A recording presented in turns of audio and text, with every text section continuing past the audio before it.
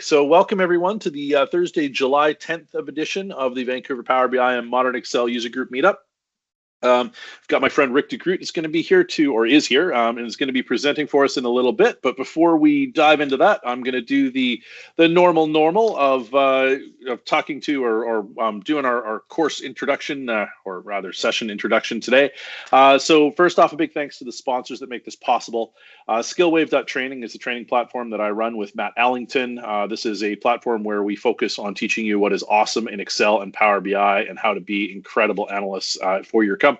If you're interested in high quality training, please come and check out our courses. Excel Guru is the parent company of Skillwave, and I'm just going to go and quickly get rid of some background noise there. There we go. So Excel Guru is the parent company of Skillwave, and my company, which is also the developer and distributor of the Monkey Tools add-in, which I'll talk about in just another moment here.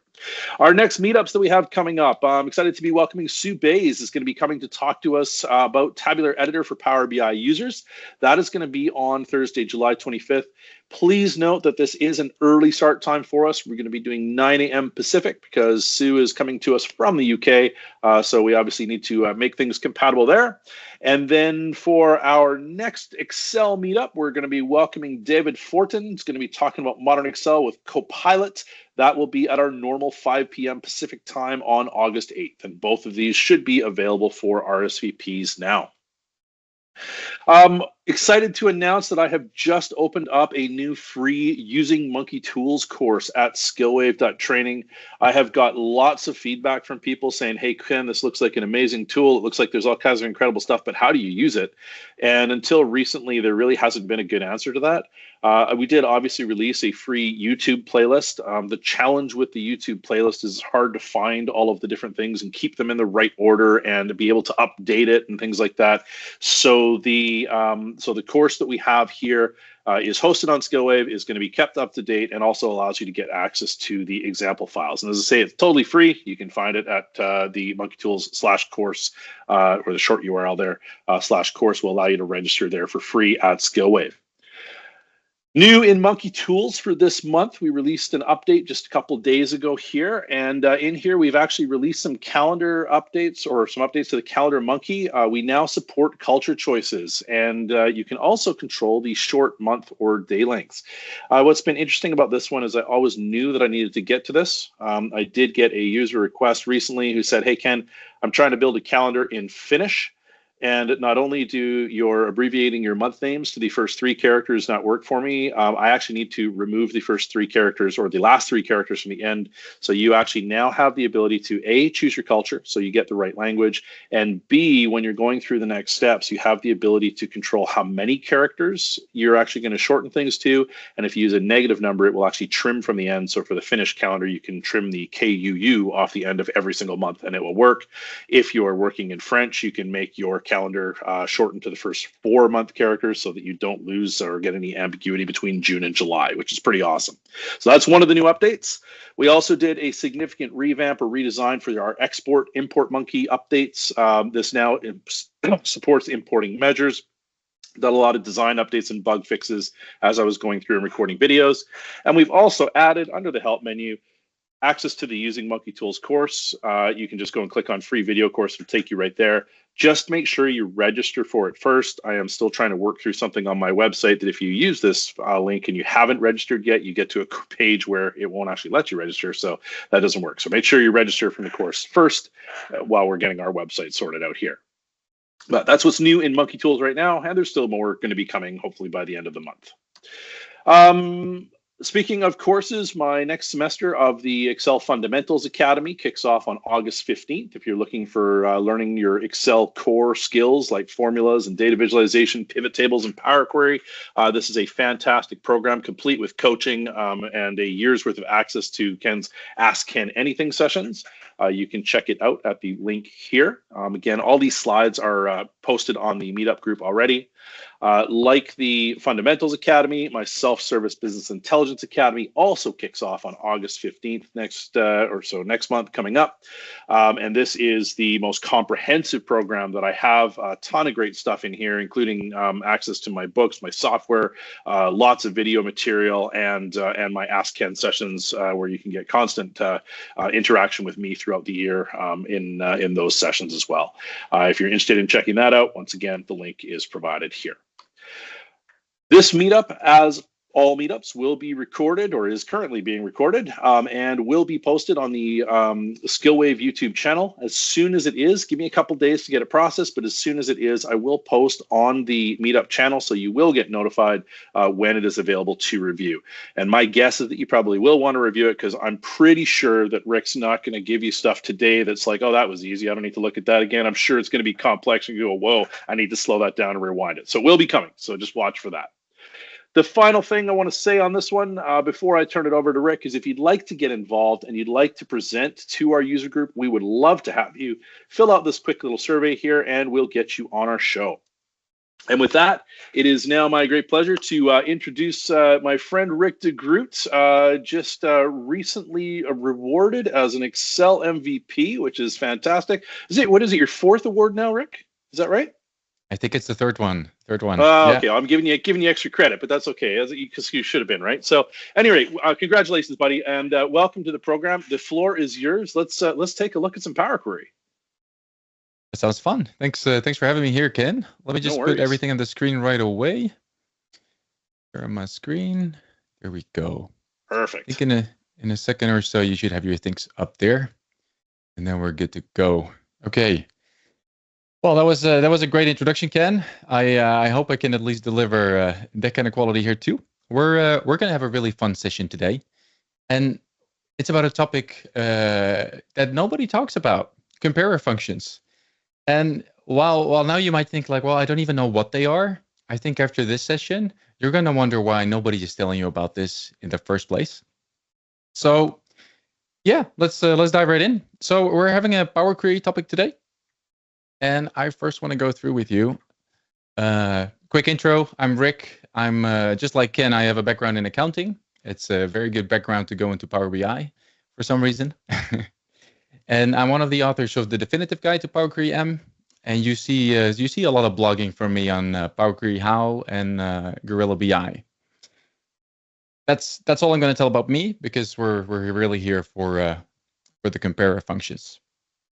Okay. So what are comparer functions? It's actually very simple. A comparer function, it looks at two different values, and it's going to test for you whether those are equal. Okay, simple enough.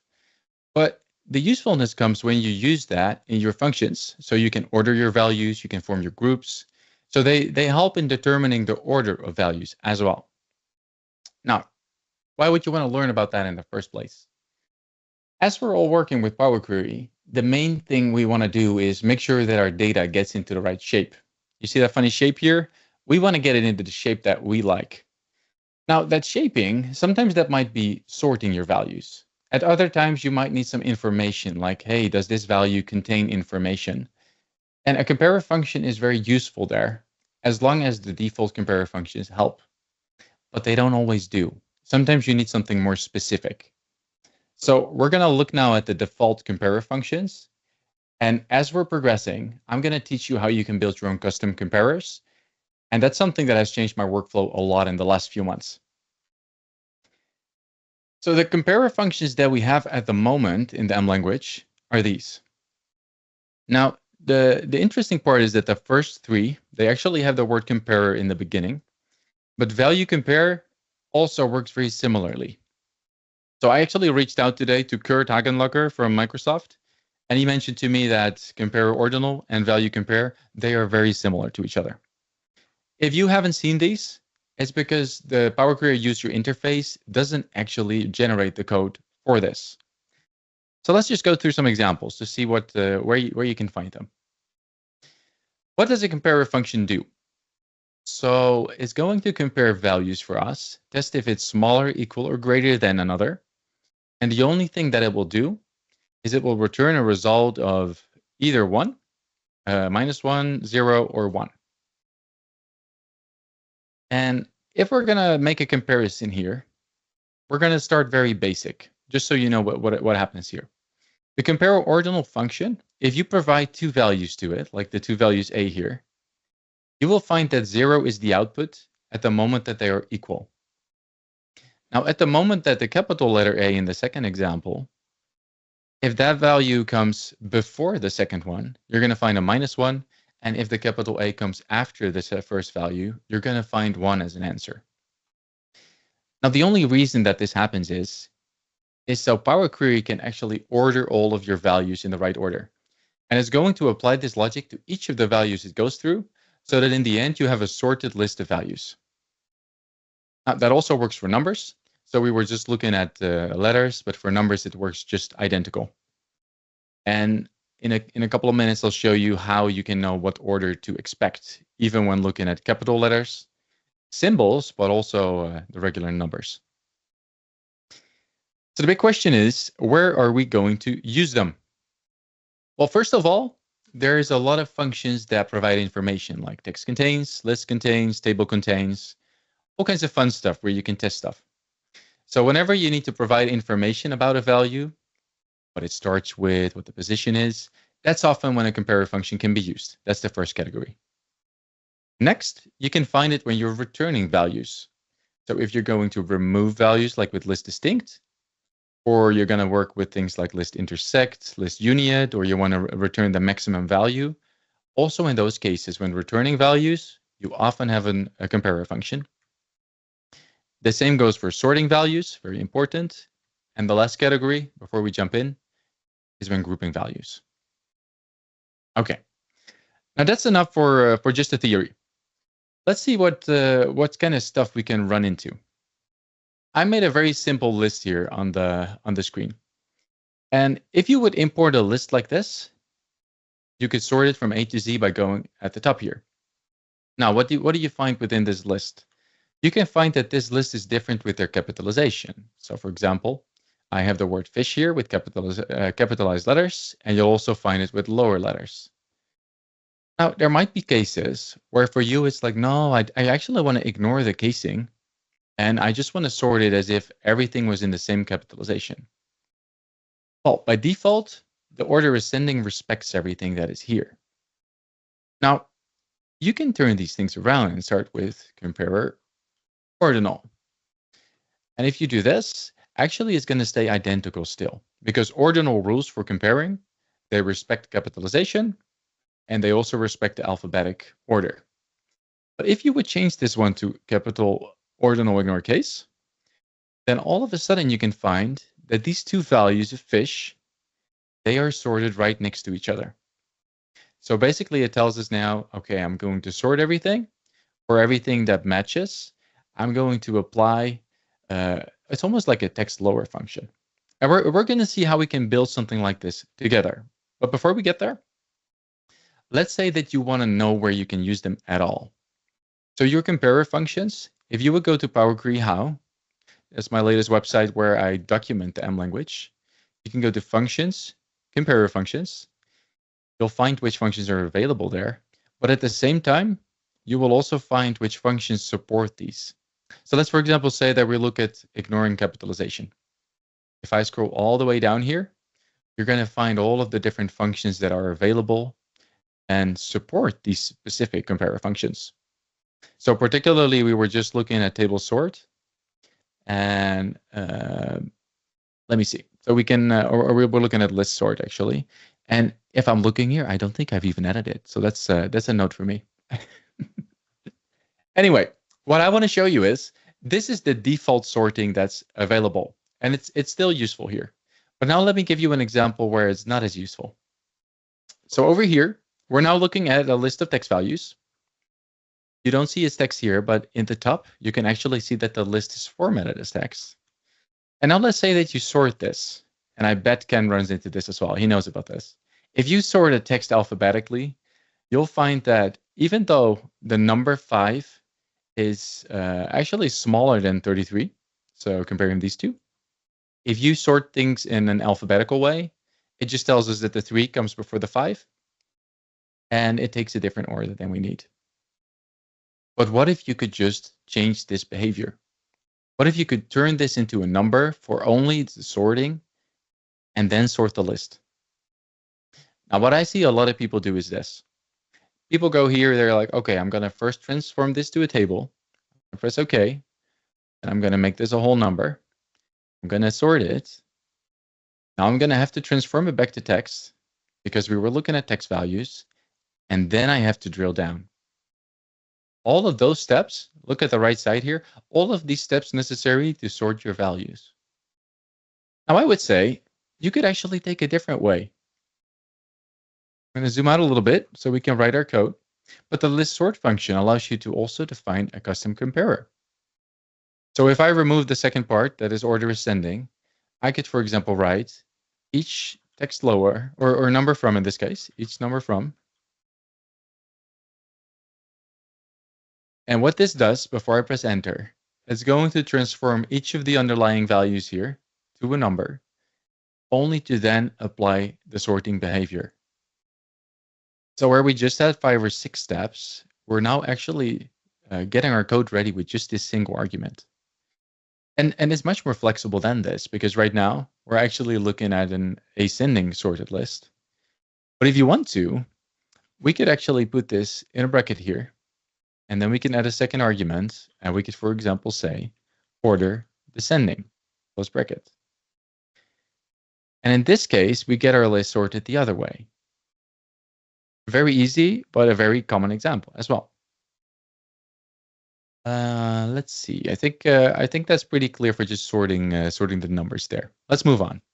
Let's move on to some interesting stuff here.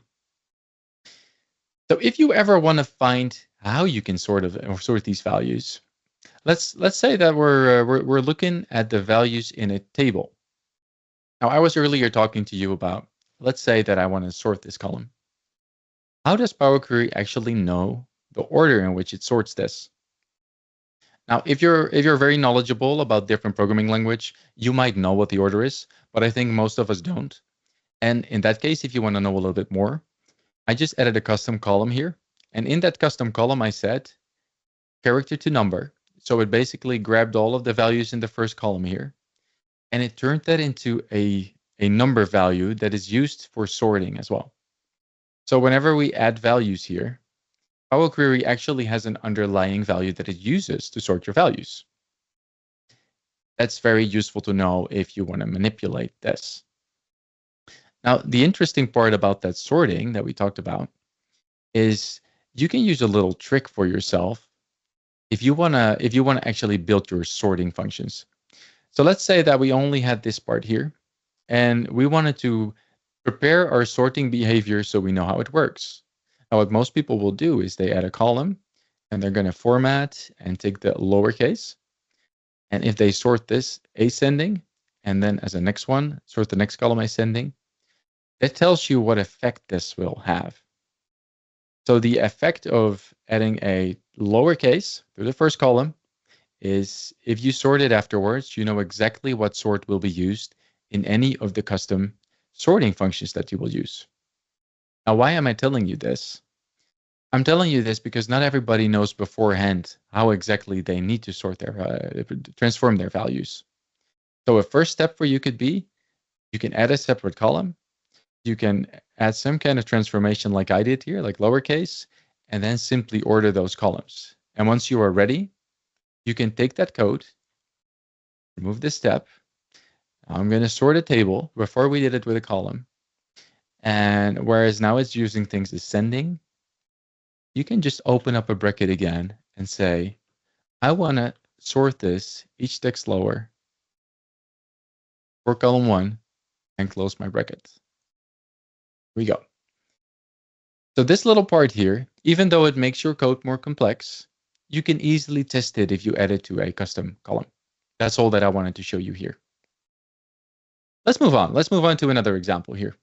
So I got a couple of sentences here. And even though the user interface does not provide this, let's say that we're analyzing how many times a certain word is used. Now for this example, I figured like, well, the word that is used a couple of times. So you have the word that here, and there's the word that over there as well. So if you want to find out how that's used, That comes to the informational functions that also support the comparator functions that we're talking about. What I wanted to show you here is if I want to test with the text contains function, let me see if I can zoom this in without getting an error in the screen. I guess Excel is failing me. So the text contains function allows you to check a sentence. And in this case, I want to show you how we can look for the word that. We'll call the column test that. That's okay. Now, in this part here, you can actually find that it returns true for these two sentences because there's the word that and the word that. What the user interface doesn't provide you is that you can also ignore capitalization and make sure that we can return the first that over here in the column, the row in the top. So again, if you would know a little bit about comparator functions, you could over here add another argument and say ordinal ignore case. Simply add it, and all of a sudden the ending over here will return true. Now I'll say that the first times that you're gonna actually write these the logic here, it's not always clear which function supports this or what the syntax is. So once again, I'll just show you. If you on Power Query how, just go to a function like text contains. It will not only just provide you all of the arguments, but you can actually steal some of the casing here. So if you want to know that you can use Comparer.Ordinal.Ignore.Case, I provided here with some examples. And that happens actually for all of these functions. Okay. This is all just an introduction to the default functions in here. What is another good use case here? Let's say you're grouping in a table. This could be a table of a single column, but you could also do this on a very big table. There are times where you actually want to remove your duplicates. So you right click and press on remove duplicates. And all that you're hoping for is that you're going to get your unique values. Now over here, we have messy data. We have capitalizations that are all over the place. So even here, we could try Comparer.Ordinal.Ignore.Case. And this is the result you're going to get. Now, here's an additional thing that's interesting for you to remember. If you're removing duplicates, and there is a lot of different values that could match potentially, what Power Query does is it will give you the first match that it finds. So it removed duplicates, it gave me t-shirt. It also gave me jeans. It gave me hoodie. And that's actually the ones we see here. But if you would want that in a different order, you could actually sort this in the reverse, let's say descending. Now, Power Query never guarantees the sort order. That is one of those funky things that a lot of people get confused of. So what you will have to do is add a table buffer function, which will memorize everything that you have here. It will load it into memory. But the main thing I want to show here is that if you remove duplicates, and I go to the next step now, actually the lowercase ones are now the returned values that are distinct. It was just good to know that with table distinct, the order in which you remove these, the order of your values when you remove it makes a difference. It makes a difference. So that was distinct.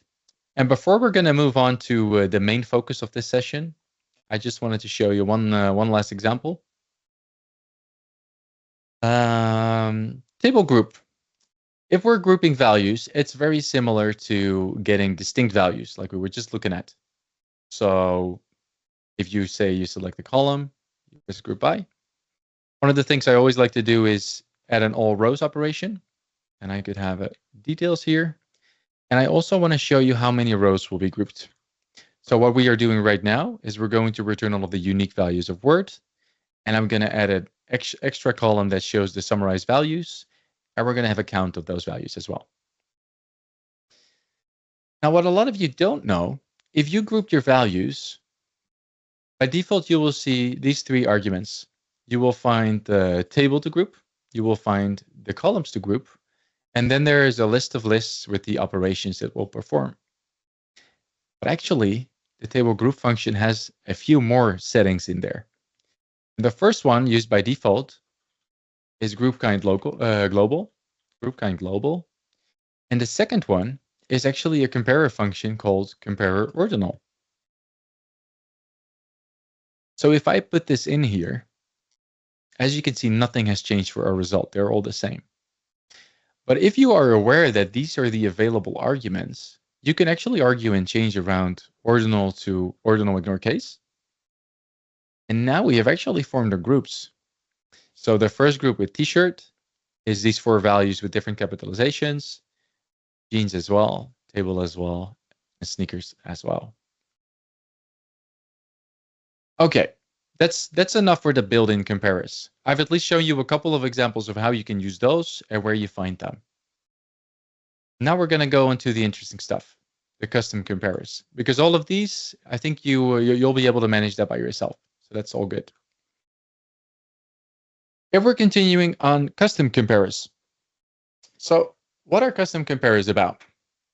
Well, the fun thing is, if you have some custom scenarios where the built-in comparer functions don't fit your needs, in those situations you can build one yourself. And just like with a regular comparer function, all the Power Query functions that support a comparer, they always need your function to be symmetric. And what that means is that it needs to test 2 values, and no matter in which order it will test them, they will need to give the same outcome of orders. And the second criteria is that your comparer function also needs to return -1, 0, or 1. So when would you want to use those comparers? Well, we're going to look at some examples, and one situation is when we have custom sorting logic. For example, Ken was just mentioning that he created a calendar, and that calendar sometimes has a certain culture code. Well, often if you want to sort, let's say, days of the week or months in a year, if you have the name of those, sorting them is not so simple. So you wouldn't be able to handle that with a regular comparer function. But we're going to look at how we can do that. You might also want to look into this when forming groups in a specific pattern. And if there's any other logic that the comparer functions simply don't have, you can also use it. Let's see. So we're going to look at quite a couple of examples here. The first one, I think is very relevant for a lot of you that you might be working with months like this. Now, the problem is, if I want to sort this and I say ascending, you're going to get all of this here. And what a lot of you will most likely do is the following. You could say, I'm going to add a new column, and I'm going to say, you know what? I need to turn this somehow into a date.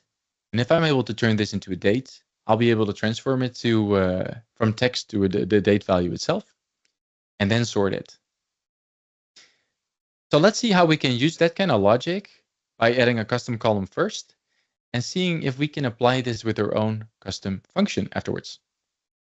So here we go. Let's, for example, say that we want to turn this into a date. We could then say, I'm going to concatenate the month with a text value of a space and just some random year like 2024. And I'll call this my date. Press OK. So now we have October 2024 here and all of the other months. Now, if I get that into a date value, then Power Query recognizes exactly what your date should be like. Now, if I could then transform this again, and instead of just a date, I could turn this into a month number. You could do that. You could sort it. You could delete the column. And this is how most people would sort the values. And don't get me wrong, this is perfectly fine as well. But as you can see, it adds a lot of steps here. And there are scenarios where you don't always want to create all of these steps. So what we're going to do is this logic that we just created, we're going to see if we can add that to our sorting function. So here's how we're going to do it. If you're going to start a custom function for comparing values, you simply sort things right here. Now, what you're going to need to know is the syntax that you can use for a custom comparer. Now, I can tell you this for the table sort function. If you're going to build a custom one, you simply need to open a single curly bracket and then write the logic that you want. So in this case, let's say that we're going to have a function in the second argument that says, I'm going to grab the underlying value, so each month value, and I could start like this. I haven't changed a thing, but if I now sort it like this, nothing has changed. But it simply sorts it as if the month value is here. Now, it's important to know what I did here first, because the underscore actually references the record, so the entire row in the table. So if I would do this, we're going to get an error that says we cannot apply the operator type to a record.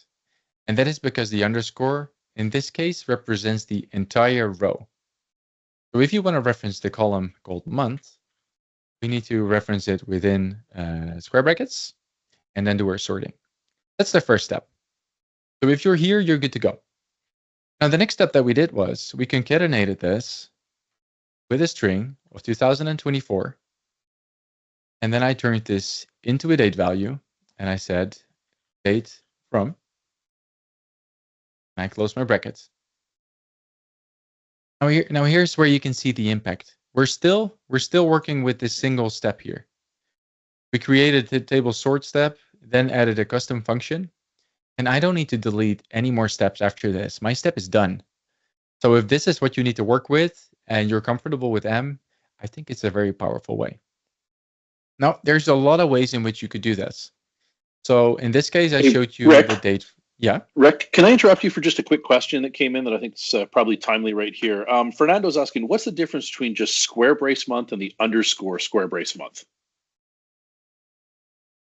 That's a good question. That's a very good question. So in the M language, let's, for example, say that we would add a separate column. Let's say I would add a column here that simply has a value 15, and it is called our question. Okay.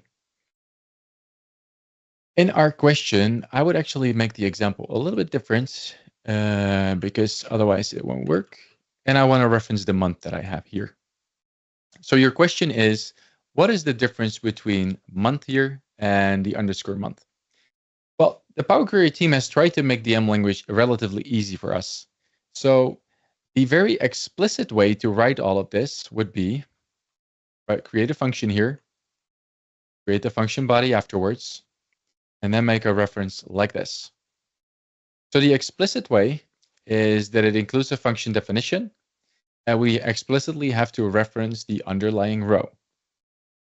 Now, all of this might seem new to you. So this may make you wonder, like, okay, so how does he know this?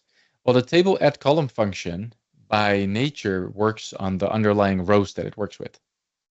So the table add column grabs a table, creates a column with this name here, and then does this transformation. I know from experience that this underlying value here is the record. Now, to make it easier for users, this is what Microsoft did. The first step they did was, okay, instead of defining a function like this, they simply give you the each keyword. So the each keyword is identical to what I just showed you. That's why this works. And if I remove the underscore here, actually everything still works. Now, the reason is that they allowed us to simplify our code. So even though everything is identical here, this is just a simplification of it. If we would go back to our step here, let me just test if it works. It's very likely that now it also still works without the underscore. So it took a little bit of laying out, but I think that should answer your question, that the underscore is sometimes required, but sometimes actually you can leave it out if it is preceded by the each statement. What do you think, Ken? Does it give any response, or are there any more questions on this? You got the heart, you got a thumbs up, and a comment that says simple is best. So I think we're probably good there. Okay. Let's continue here. So I just showed you one method on how to do this, and that the cheating way is to simply add a custom column. One other one that I want to show you, which is also very convenient, is this one. So at the top here, I just created a list with the right order of all of my months. If I want to be very explicit, I could also just reference the order of this list, and I can do that as follows. Okay, we're going to start again with an empty column. And I could create some code that says list position off. And I'm going to reference the months of the year here that I just showed you, months of year. And what Power Query will then do is I'm going to look into the month column, and it will look at the value of the month and at what position can it find the value of the month in that list that we have. Let's see. I press OK.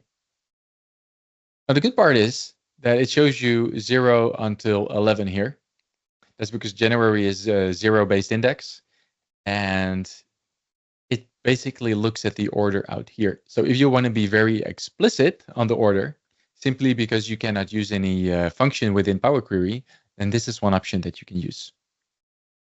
And what I would do then is just grab this again, go back to our sorting step, and I just paste it in here. And instead of referencing month, yeah, I guess I could just keep it the same. Say OK, and it's sorted. We're going to move on to the next one, which is very similar.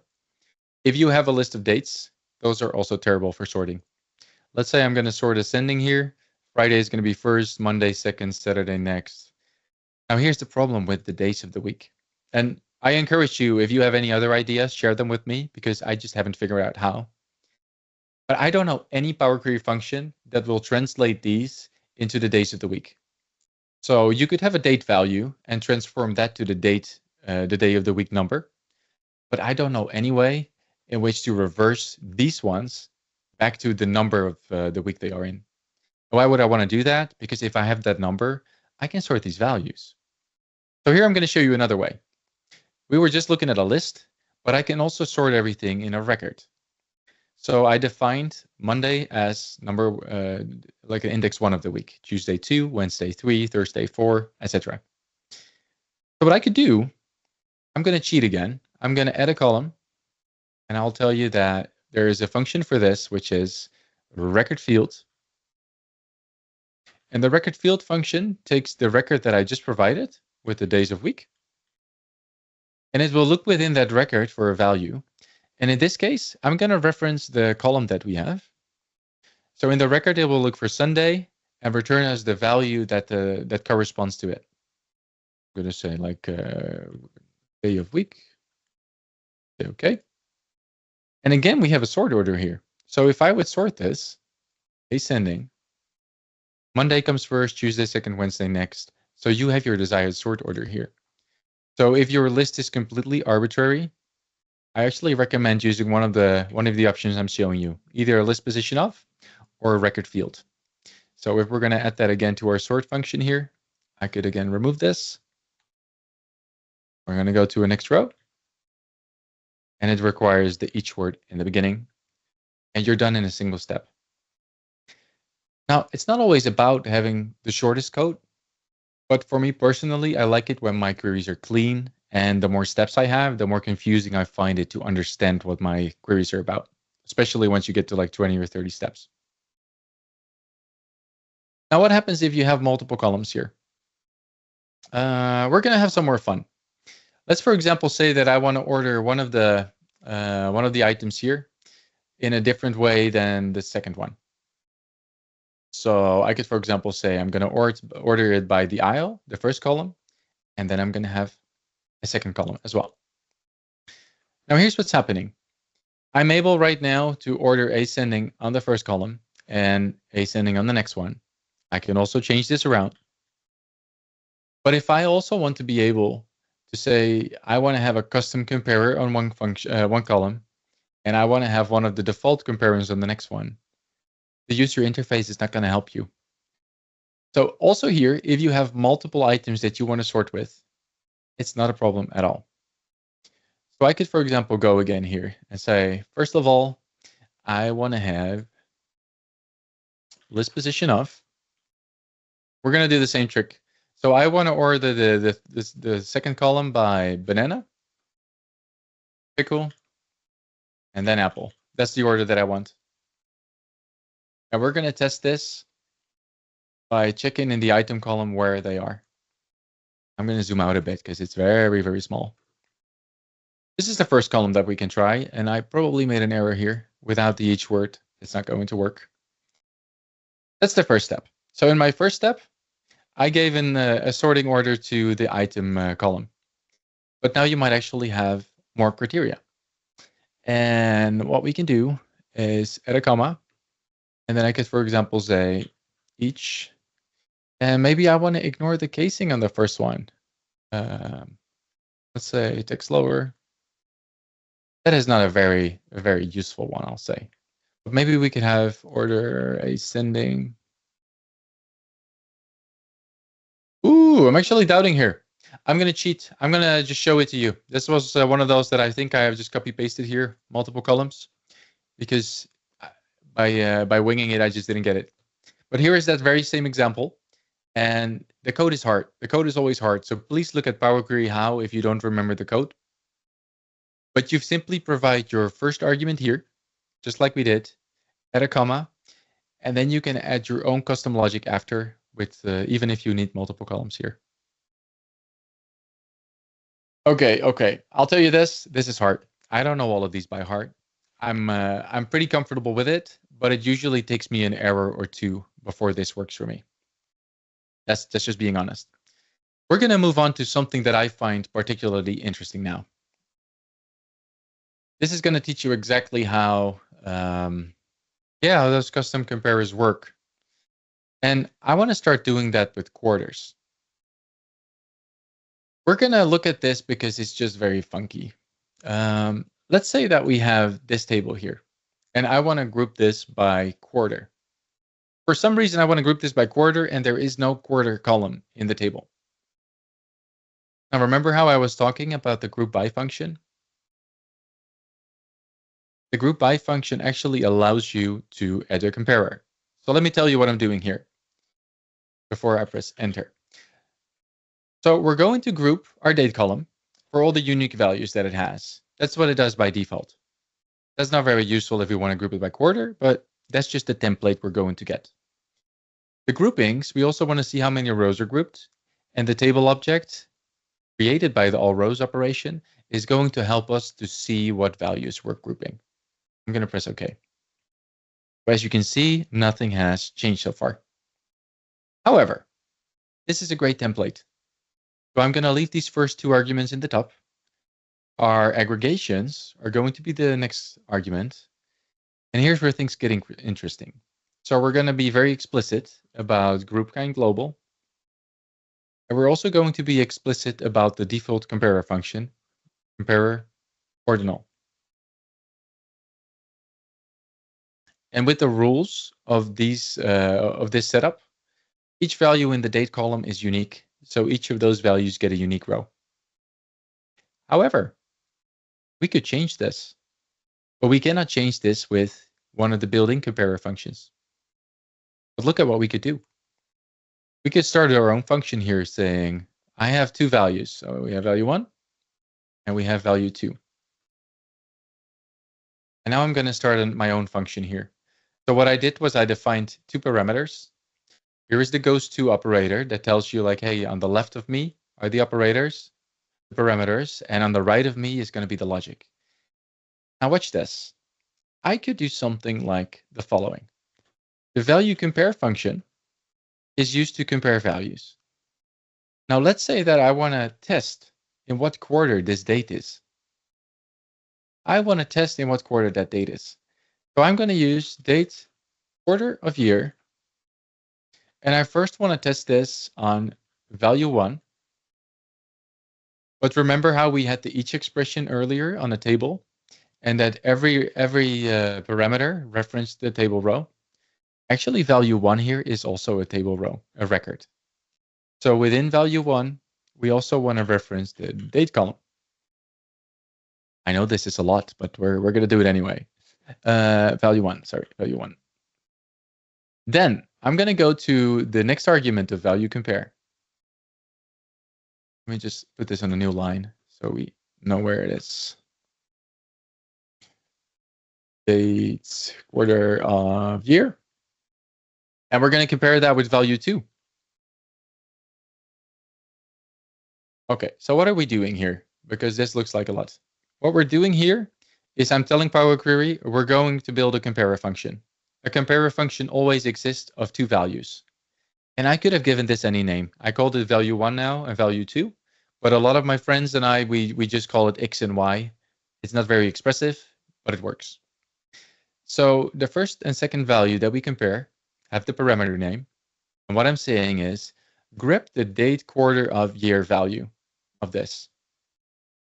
And based on the quarter of year value of each of these dates here, I want you to group your data. That's what I'm saying here. Now let's see when I press enter, what happens. So I get, let's see. So I'm going to start with the second one here. So when I look at the years, I have multiple years in my source table, I believe. There is 2001, 2002. So when I'm grouping, you're going to find that the year 2000, quarter two, sorry, is month 4, 5, and 6. They are grouped together. If I go to the next part, we have 7, 8, and 9.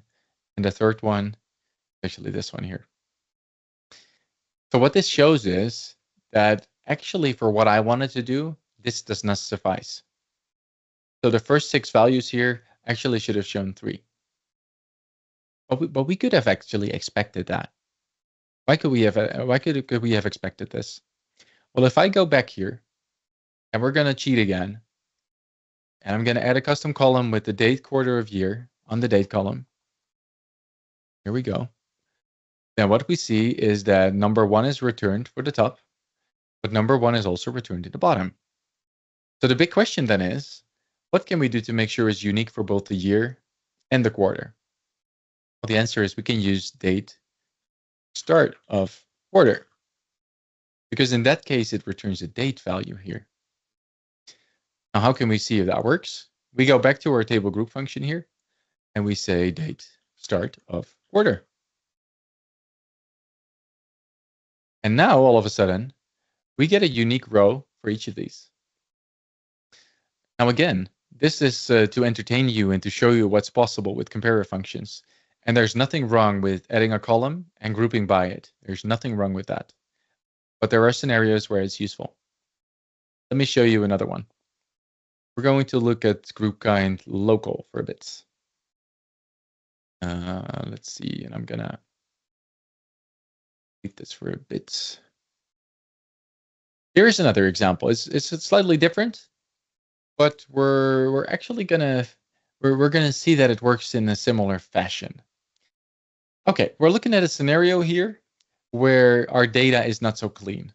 You might have received this from a pivot table, and the pivot table actually had a single value for the top 3. Then it had a single one for the next ones. But unfortunately, when you import those into Power Query, it will also get you null values. Now, what will most people do? They will go right-click, and they will go fill and press fill down. And you can actually nicely group your data now. Again, not the purpose of this session. Let's see how we can do this with a comparer function. So again, what we're going to do is we're going to go to home, press group by, and I'm going to start by grouping the location column because our logic is going to be focused on this one. I go to advanced. I'm going to add the all details row. And I only do this to be explicit. We could remove these as well, but I'm doing this to be explicit how we're grouping. Press OK. This is not the group that we want. Again, we're going to make this table group function very explicit. So we need the 4th argument, which is group kind global by default. And we're going to have a Comparer.Ordinal by default. And this will be the template where we're going to be working from. Now, as a start here, I'm not so happy with this. So we got to think of a way in which we could say that we're going to group on this one, and this one, and this one. Now, let me share a little trick with you. If I add a custom column, we're cheating again. I could, for example, say like, well, whenever we're dealing with a number value, so for example, if the location ID is number, the is a keyword that tests whether it's a number there. I'm going to see this as a result here. So it's true, false, true, false, true, false. Now remember from my slides, we actually need a number 1 or 0 or a -1. So what I could do is I'm going to turn this into a number, because if you have a Boolean value like true or false, and you use the number from function, it will turn that into a number value, like this. Now here's the fun stuff. Whenever we use a comparer function, we can make it so that whenever it finds a 1, so a 1 always represents that we're dealing with a different value. That's how you should see it. So Power Query now says, ooh, this is 1. So this is different from my previous value. And the next one is 0, which indicates that it's the same from the value before. I'm going to show you what I can do with that. So number from, I'm going to copy this. And we're going to go to the table group by function. Now we're gonna define this comparer function again with, last time I said value 1 and 2. Let me just show you this time how it can be with x and y, because it's identical. So in this case, my function just has the parameters names x and y. And now I'm going to test something very interesting, which is different from what you've seen so far. So if I go for number from, and I, for example, say, well, I want to get the location ID from this value. Here we go. And this is what happens. So it's looking for whichever row it finds that has a 1 and group them together. If I go here now, you'll find that we have Alice Johnson, Bob Smith, and Carol White grouped together. And the next one, we have the other 3 grouped, and the next one again. Now, unfortunately, this is not always working, because one of the things I put into my slide, let me go back to it. One of the things that I mentioned is your function should be symmetric. So it doesn't matter in which order it tests things, it should be symmetric. And the outcome should be either -1, 0, or 1. So why am I showing you this anyway? Well, the reason is, with group kind global, the sorting is not guaranteed. However, if we would move this to group kind local, then actually the group by operation always respects the order in which it receives its values. So what I've showed you here now is a simplified way in which you could do the testing here. Because otherwise, if we would not be able to trust the order of our data, we would never have been able to make these groups. Because maybe on the next refresh, your data would come into a different order, and your groups wouldn't actually form the same groups anymore. So what I've just shown you here, it only works if you use group kind local. If I use global, like right here, it could be a coincidence that the values are the same now. Let's double check that. We have Eve Green and Frank Black. Local. We still have Eve Green and Frank Black. Yes. However, you'll just have to trust me on this one. Sometimes your data comes in at a different order. So the technique that I'm showing you here, it's only supposed to work with group kind local. Okay. We just tested this with that it is a number. However, we could also have done the opposite. We could have also made a test for ourselves where we said like, well, we don't check for if it's a number, but we could also check the value instead of the data type, where we say it's unequal to null. And the outcome of the test column here is still identical, which means that we could copy paste this to the next area and use it in our custom comparer. Let me see. I just need to write the reference to our parameter. I still need to write it here. But other than that, actually it works. Now to consolidate that, I also want to show you that that also works for quarters, but only if we use the simplified version. Remember with the quarter that I was just showing you how the date quarter function wasn't working? Let's see how we can make it work with the other way. We're going to do the same stuff. So I'm going to group it by date. We're going to have an additional table value here where we say details. Again, I'm just making a template here. This is too much for me to write by hand. We're going to go for group kind global first, and then I will show you after what happens if we remove that. We're going to have a custom function where here we say date quarter of year, and then we say X. And exactly. I'm going to show you the other one first, value compare. So we're going to have this one, value each fifth quarter of year. And then we're going to have the Y as well. And this is purely meant as a comparison. So we will soon see what it's like. And then I probably missed something here. Let's see, we don't need an each. We have a value compare. We have a comma here, comma there, token expect. It's a tricky one. I'm just gonna grab it from here. I think I have an error here. Right, quarter here. Actually, I'm not able to do that so easily. Let me just double check if I have it down here. So this was the quarter result. Yes, this is the one I'm looking for. As I said, this is actually quite complex to always have right at the first time. But let's just recap a bit on what we did earlier here. The last time where it went wrong, we looked at value quarter of year. And what went wrong was that we have 6 values in the top because we're dealing with multiple years. And that's why the first quarter comes in multiple times here. So we have it for the year 2000 and 2001. But what I wanted to show you is that we can simplify all of this if we can trust the order of the values. So how we do that is instead of group kind global, you can have group kind local. And now instead of this very long expression, we could say number from. Here we go. And we have date quarter of dates.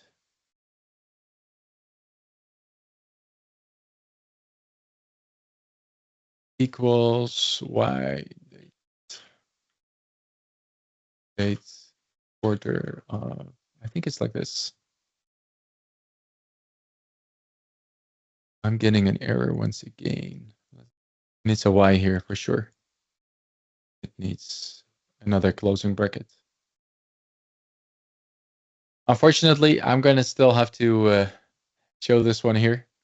The simplified version that I used, it said number from, date start of quarter, and it compared 2 of the same values here. But the only reason why I could make it work was because of group kind global and group kind local.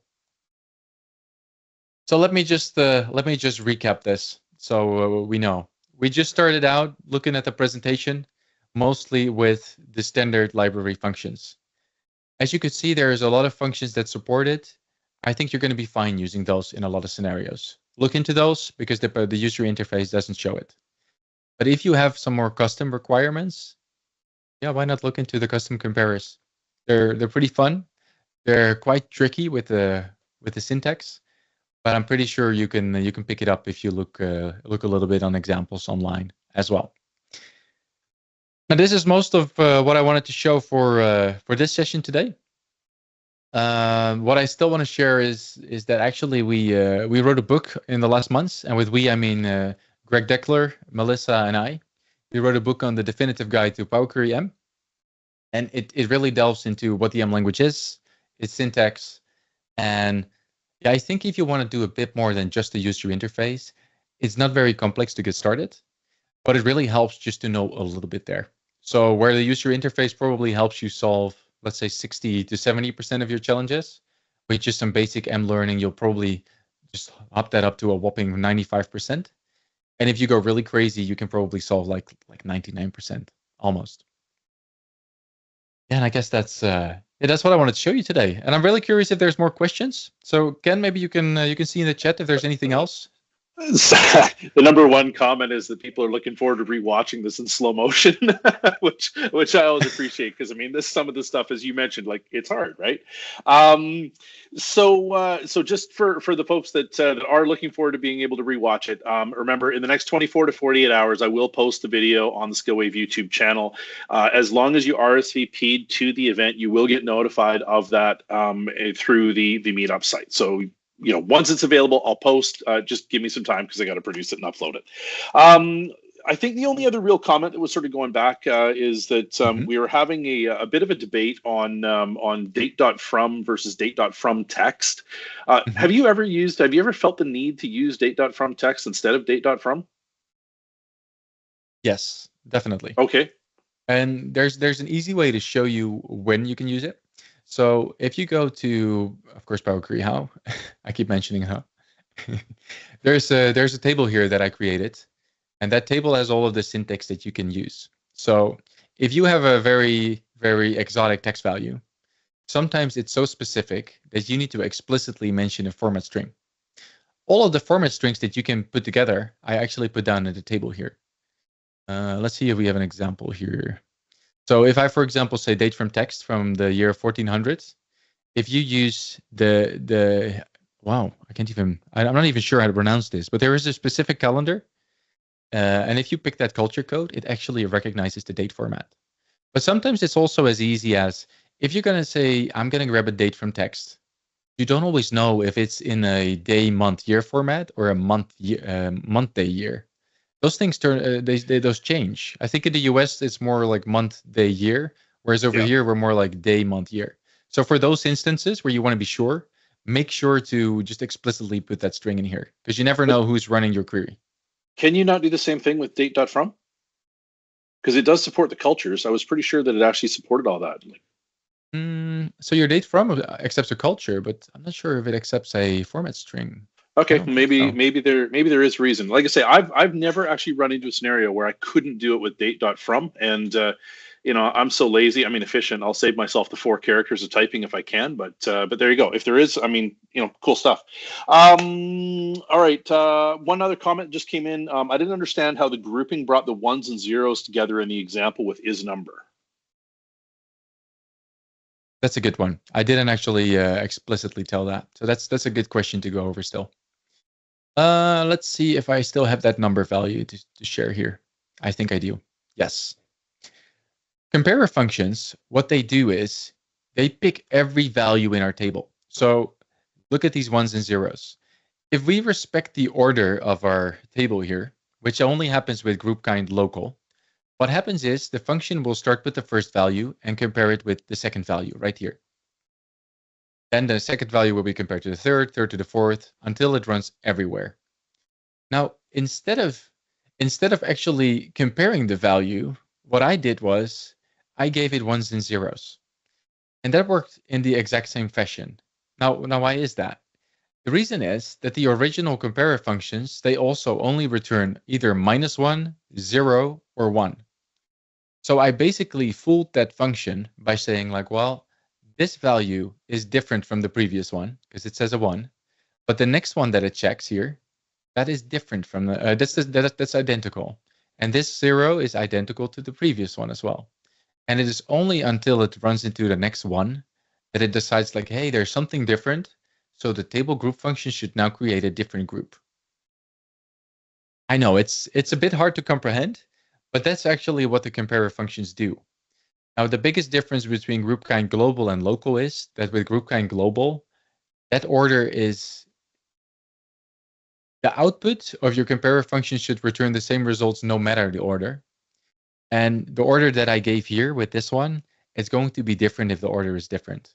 After all, if I would give this value here, month 5, after the first month, and it would grab this 0 here and say that this value is no different from the first, we wouldn't be able to use it. But since we tricked this function in respecting the order, that's how I could use this 1 and 0 to trick it. Does that make any sense? It's a good question. I'll have to leave that for Steve to answer because it was his question in there as well. I would say that's a bit of a mind bender, though, for sure. Oh, Steve, there you go. It makes more sense that I can try to dig into it. I still am a little confused because now you're seeing the 1 and 0 compare. I'd have to look at the compare a little bit more to see how it's dealing with this. I get it. It took me a while as well. I've been chatting with the MVP channel a while as well, because we had some results that were inconclusive at first, but then we figured later that we actually needed a group kind local to be able to pull off this trick. But in all other cases, like the example that I showed earlier, you're also able to use the more explicit version, which uses this. But under the hood, this actually also uses -1, 0, and 1 to compare.